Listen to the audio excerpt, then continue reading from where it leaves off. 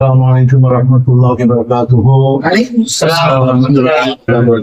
சாங்கிக்குரிய சான்றோர்களே, ஆண்டோர்களே, புனிதமிக்க ரஜப மாதத்தில் நாம் வீட்டிருக்கிறோம்.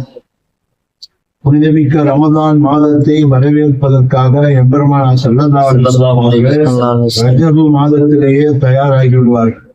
இந்த ரஜப மாதத்திற்கு பல்வேறு சிறப்புகள் உள்ளன.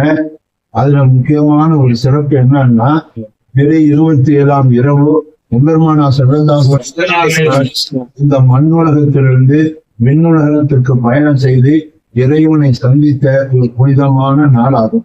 இந்த மேராஜ் நாளை தமிழ்நாட்டிலே ஒவ்வொரு மஸ்ஜிதிலும் முஸ்லிம்கள் அதை கொண்டாடுகிறார்கள், விழாவாக நடத்துகிறார்கள்.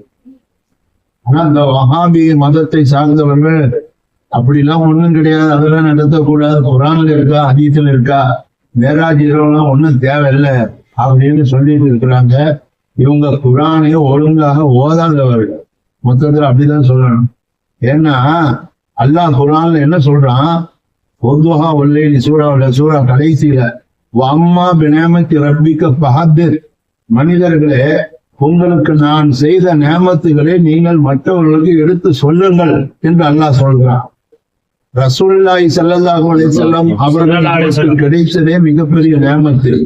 இரண்டாவது, ரசூலுல்லாஹுக்கு அல்லாஹ் எத்தனையோ நேமத்துகளை செய்திருக்கிறான். அவன் செய்த நேமத்துல ரசூலுல்லாஹுக்கு பெரிய நேமத்து என்னன்னா, 7 வானங்களையும் தாண்டி தன்னை சந்திப்பதற்கு அல்லாஹு தஆலா அழைத்து சென்றது ரசூலுல்லாஹுவே செய்த மிகப்பெரிய நேமத்து இல்லையா? அப்ப அல்லாஹ் சொல்றான், அம்மா நேமத்து ரப்பிக்கு பஹத்தே, ஓ மனிதர்களே உங்களுடைய ரப்பு செய்த நேமத்தை நீங்க எடுத்து சொல்லுங்க அப்படின்னு சொல்லும் போது, அந்த மேராஜை பற்றி மக்களுக்கு எடுத்து சொன்னாத்தானே தெரியும் அல்லாஹ் ரசூலுல்லாஹுக்கு எவ்வளவு பெரிய நேமத்தை செய்தான்னு. அந்த இரவுல ரசூலுல்லாஹுக்கு மாத்திரம் அல்லாஹ் நேமத்தை செய்யல, நமக்கும் பெரிய நேமத்தை செய்தான். என்ன நேமத்துன்னா, புனிதமான 5 வக்து தொழுகையை நமக்கு தந்தான். சரிங்களா? அவர் தொழுகை நமக்கு தந்த எல்லா நேமத்துக்கும் பெரிய நேமத்து. ஈமானுக்கு அடுத்தபடியாக தொழுகை, நோன்பு, ஜகாத்து, ஹஜ்ஜி, இத்தனை கடமைகள் உள்ளன. ஆனால் நோன்பு, ஜகாத்து, ஹஜ்ஜி எல்லாம் அல்லாஹ் தஆலா இந்த உலகத்துல தான் குர்ஆன் ஆயத்தை இறக்கி கடமையாக்கினான். தொழுகை அப்படி இல்லை. தொழுகையை நமக்கு கடமையாக்குவதற்காக அல்லாஹ் தஆலா ரசூலுல்லாஹ் மேராஜுக்கே கூப்பிட்டு போய் நமக்கு தொழுகையை கடமையாக்கி இருக்கிறான். எப்படி அல்லாஹ்வோட ரசூலுல்லாஹ் பேசினார்களோ அது போன்ற ஒரு சிறந்த செயல் தொழுகை. தொழுகையில நாம் என்ன செய்கிறோம், அல்லாஹ்வோடு பேசுகிறோம். அல்ஹம்துலில்லாஹி ரப்பில் ஆலமீன் அப்படின்னு சொல்லி உலகதாலின் வர ஒவ்வொரு ஆயத்தையும் நாம ஓதும் போது அல்லாஹ் தஆலா ஒவ்வொரு பதில நமக்கு சொல்கிறான், நமக்கு தருகிறான். தொழுகையில அல்லாஹ்வோடு பேசுறதுனால தான் நம்ம மற்ற எந்த மனிதரோடும் பேசுவது ஹராம் ஆச்சு. யார்கிட்டையும் பேசினா தொழுகை பாத்துறாயிடும். சரிங்களா? அப்ப ரசூலுல்லாஹ் கூப்பிட்டா பேசலாம், ரசூலுல்லாஹ்க்கு சலாம் சொல்லலாம், அஸ்ஸலாமு அலைக்கும் அய்யுஹன் நபி, தொழுகையில் அது வேறு விஷயம். மற்ற யாருக்கும் சலாம் சொன்னா தொழுகை பாத்துறாயிடும். சலாம் நமக்கு தொழுதுட்டு இருக்கோம், யாராவது சலாம் சொல்லி நாம அவருக்கு வலைக்கும் சலாம் சொன்னாலும் தொழுகை பாத்துறாயிடும். அதெல்லாம் நிறைய விஷயம். நான் சொல்றது என்னன்னா, அல்லாஹ் செய்த பெரிய நேமத்து ரசூலுல்லாஹ்வுக்கு மேராஜ் கொடுத்தது.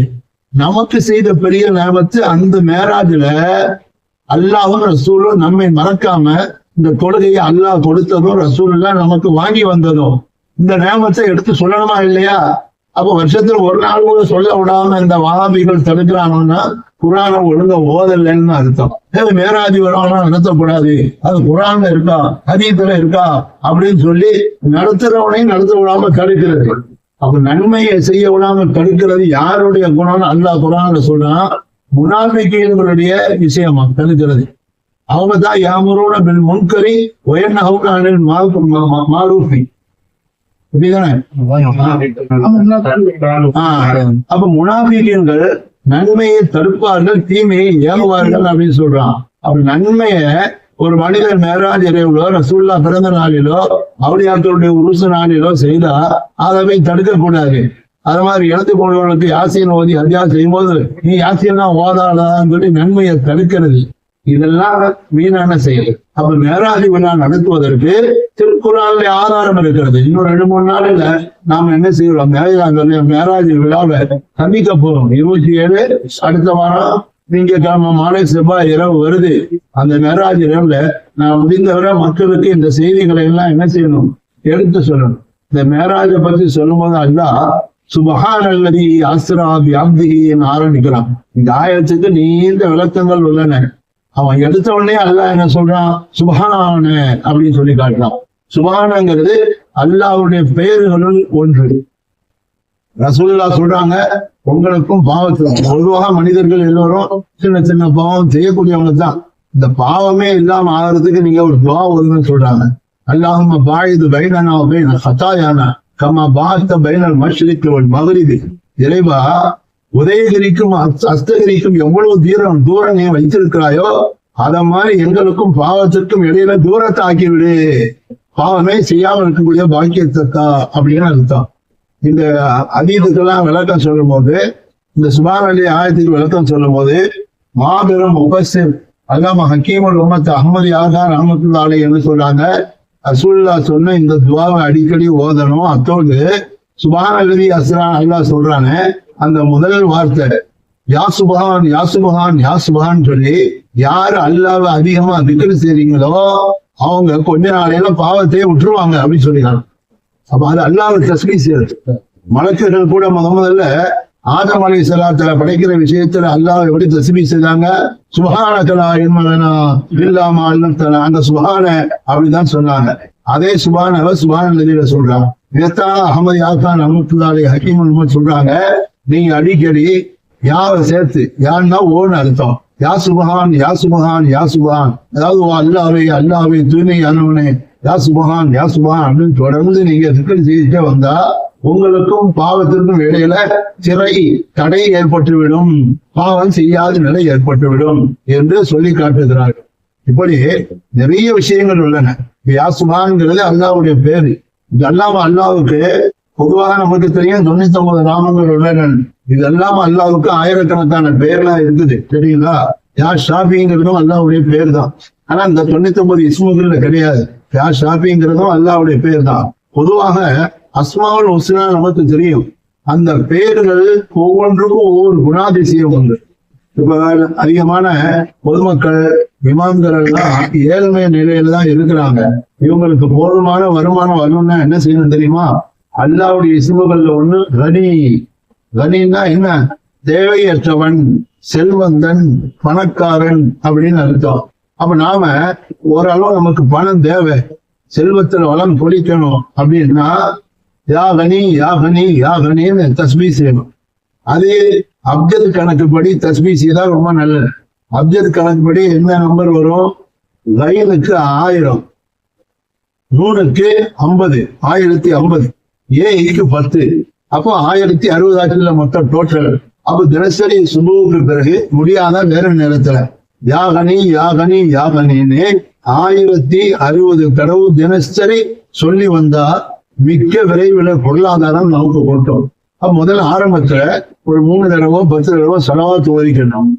அத மாதிரி யாரத்தான் யாரத்தான் யா பாஸ்தித் யா பாஸ்தித், இதை மற்ற பக்தர்கள்ல நம்ம எத்தனை தடவை சொல்லணும் நாமளே முடிவெடுத்துட வேண்டியதுதான் அடிக்கடி. அப்ப யா கனி யா பாஸ்தித் யா ரத்தான் இதை நம்ம அடிக்கடி ஓதணும். குறிப்பா யா கனிங்கிறத அடிக்கடி ஓதணும். ஓதிட்டா செல்வம் இன்ஷா அல்லாஹ் நம்முடைய காலடியில கொட்டும். நாம யாருடைய தயவையும் பார்த்துக்கிட்டு இருக்க வேண்டிய அவசியம் இல்லை. இன்னைக்கு உலமாக்கள்லாம் அவங்க இமாமல் செய்யும் போதோ அந்த பள்ளிவாசல் உள்ள சில பள்ளிவாசல்ல தவீதுக்காரன் புகுந்துறான் நிர்வாகிகளாக, சில பள்ளிவாசல்ல தவீதுக்காரன் புகுந்துறான் நிர்வாகிகளாக. அவன் இமாம்களை கூட்டு ஆட்டி படிக்கிறாங்க. இமாம்கள் அதுக்கெல்லாம் பயந்துகிட்டு சட்டத்தை ஒழுங்கா சொல்லாம ஏனோ தானே போயிட்டு இருக்குது. இந்த யாகனிங்கிற ஓதிட்டு வந்தா அல்லாஹ்வுடைய தவக்கல் வச்சு தாராளமா தைரியமாக மார்க்கத்தை ஒட்டச்சி மக்கள் மத்தியில பேசலாம். யாருக்கும் பயப்பட தேவையில்லை. ஏன்னா அல்லாஹ் சொல்றான், ஒமா மிந்தாபத்தின் பிள்ளானது இல்ல அளந்தா இருக்குஹா. ஏய், உன் இதுக்கு என் கையில இருக்குது, உலகத்துக்கே நான் சம்பளம் பண்றேன், உனக்காரத்துக்கு தர மாட்டேன், ஒன்னும் கவலைப்படாத. இன்னும் அறுதிய வாசியா சொல்லி என் பூமி விசாலமானது, உனக்கு இந்த இடம் இல்ல நான் இன்னொரு இடம். அல்லாஹ் சொல்றான், மா நன்ஸ்தக்மின் ஆயத்தின் அவன் உசிஹா உனக்கு இந்த இடம் போனா இதை விட சிறந்த இடமா தருவேன், அல்லது இது போன்ற இடத்தை தருவேன்.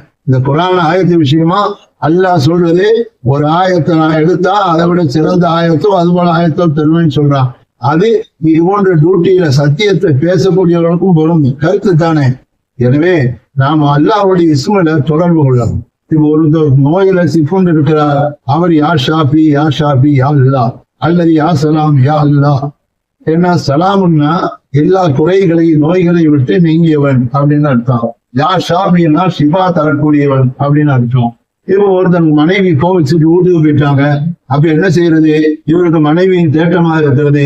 அப்ப யா ஜாமே யா ஜாமே யா ஜாமே இந்த இஸ்ம தொடர்ந்து ஓதுனா அல்லாஹ் அந்த மனைவியுடைய கல்வில கோபத்தை நீக்கி இரக்கத்தை போட்டு தானா வந்து சேர்ந்து விடுவார். இது மனைவிக்கு மாத்திரமல்ல, மனைவி, பெற்றோர்கள், உறவினர்கள் யாரெல்லாம் கோபத்துல நம்ம பிரிஞ்சு இருக்கிறாங்களோ அவங்கள நாடிட்டு அல்லாஹ்வுடைய இந்த இஸ்ம ஓதலாம். அதுக்கு சொல்ல வர என்ன, ஒவ்வொரு இஸ்முக்கும் ஒவ்வொரு பவர் இருக்கிறது.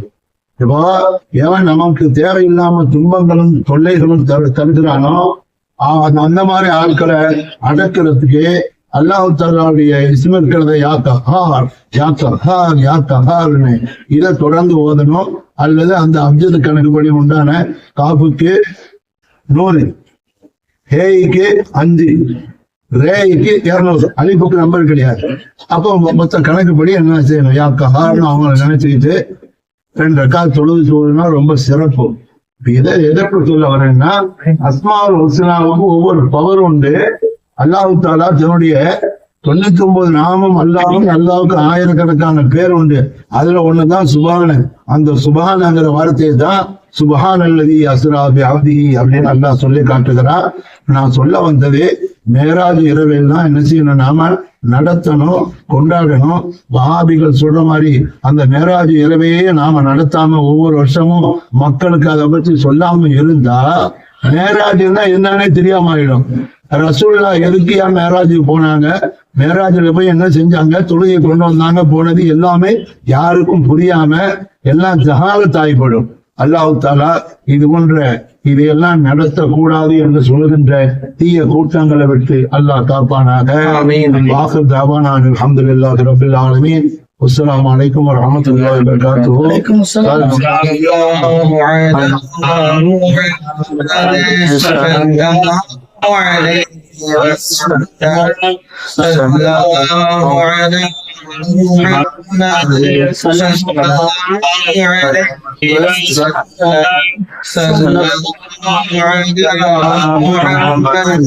يا ربي صل عليه وسلم.